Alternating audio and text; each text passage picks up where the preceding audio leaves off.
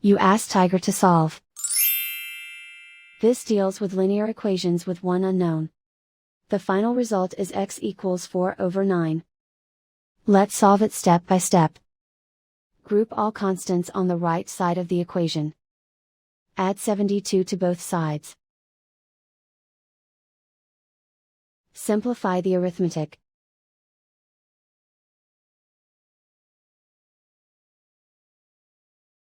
Isolate the x.